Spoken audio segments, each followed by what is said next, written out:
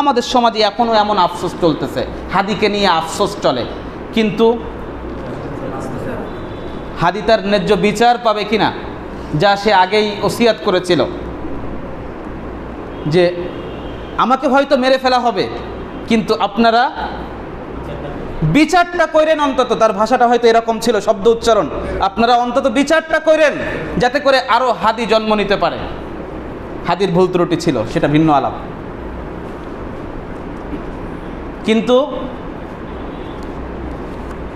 এদেশের মৌলিক একটা সংকট সে বুঝতে পেরেছিল, এদেশের মৌলিক একটা সংকট সে বুঝতে পেরেছিল। ব্যাপক পড়াশোনা করতো সে। অনেকেই এখন হাদি হতে চায় পড়াশোনা করা ছাড়া, অনেকেই এখন কি হতে চায়, হাদি হতে চায় পড়াশোনা করা ছাড়া। তার অনেক সমস্যা রয়েছে, অনেক বিষয় রয়েছে, সেটা ভিন্ন আলাপ, সেটা ভিন্ন দিক। আমরা আল্লাহর কাছে তার মাগফিরাত কামনা করি, আল্লাহ তাআলা তার ভুল ত্রুটি ক্ষমা করে মাফ করে দেন। ভুল ত্রুটি ক্ষমা করে আল্লাহ কি করেন। তো হাদির জন্য সমাজে আফসোস আছে, কি আছে? এই আফসোসগুলো সহজ ভাষায় রাজনৈতিক আফসোস। সহজ ভাষায় কি আফসোস? রাজনৈতিক আফসোস। শুধু এটা না, আরও অনেক বিষয় নিয়ে সমাজে অনেক সময় আফসোস হয়, আর অনেক বিষয় নিয়ে কি হয়, আফসোস হয়।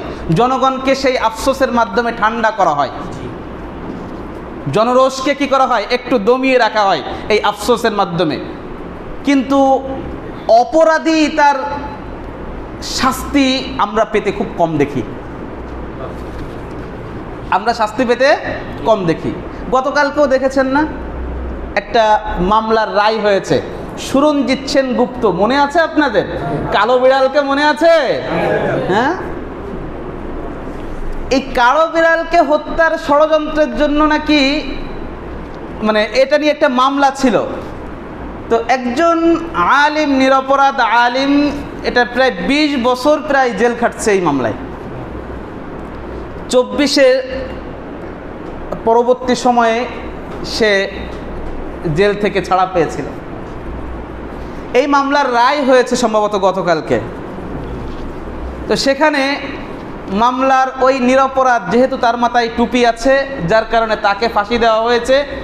আর যারা ছিল বর্তমান রাজনৈতিক দলের সাথে, বর্তমান ক্ষমতাসীন দলের সাথে সম্পৃক্ত প্রায় সবাইকে বেকসুর খালাস দেওয়া হয়েছে। একই মামলা, একই মজার ব্যাপার, একই মামলা, একজনকে ফাঁসি দেওয়া হয়েছে আর বাকি সবাই নিরপরাধ।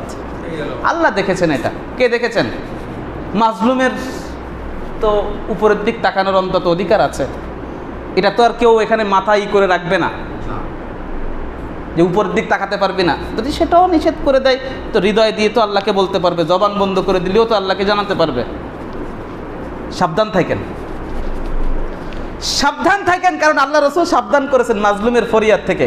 ইত্তাকি দাওয়াতাল মাজলুম, মাজলুমের বদদোয়াকে ভয় করো, কারণ ফাইন্না লাইসা বাইনাহু ওয়া বাইনাল্লাহি হিজাব, তার মাঝে আর আল্লাহর মাঝে কোনো প্রতিবন্ধক থাকে না, কোনো প্রতিবন্ধক থাকে না। শুধু এমন একজন মাজলুমের কথা বলছি না, আরও বহু মাজলুম এই সমাজে রয়েছে। আল্লাহ তাআলা ভালো জানেন কার দোয়া আল্লাহর কাছে কবুল হয়ে যায় আর কি হয়ে যায়, আল্লাহ ভালো জানেন। অহংকারী হয়েন না, বিনয়ী হন, কারণ এই জমিন একটু ভিন্ন, এই জমিনের মানুষগুলো একটু ভিন্ন, এই জমিন একটু ভিন্ন, এই জমিনের মানুষগুলো একটু ভিন্ন। আর একটা প্রজন্ম তৈরি হয়েছে, এই প্রজন্ম টোটালি আলাদা। এরা হয়তো অনেক অপরাধ করে, সারাদিন গেমসে লিপ্ত থাকে। এরা হয়তো নিজেকে আর্মি ভাবতে শুরু করে, মার মার মার মার ফ্রি ফায়ার খেলতে খেলতে নিজেকে আর্মি ভাবতে শুরু করে।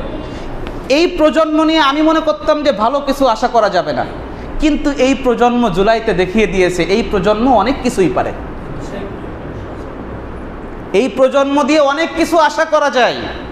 আল্লাহ তাআলা এই প্রজন্মকে এই জমিনের দ্বীনের বিজয়ের জন্য আল্লাহ এই প্রজন্মকে প্রস্তুত হওয়ার তৌফিক দান করেন।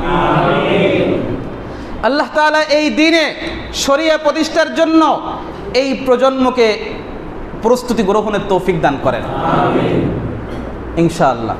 সুতরাং এই প্রজন্মের কাছে আমার উদাত্ত আহ্বান থাকবে যে আপনারা দ্বীন বোঝেন, আপনারা ইসলামকে আঁকড়ে ধরেন, আল্লাহ আপনাকে মর্যাদাবান বানাবেন। সাহাবা ইকরামরা যেমন মর্যাদাবান হয়েছেন কোরআনের মাধ্যমে, আল্লাহ তাআলাও আপনাদেরকে মর্যাদাবান বানাবেন এই কোরআন দিয়ে, যদি আপনি কোরআনকে আঁকড়ে ধরেন, ইসলামকে আঁকড়ে ধরেন।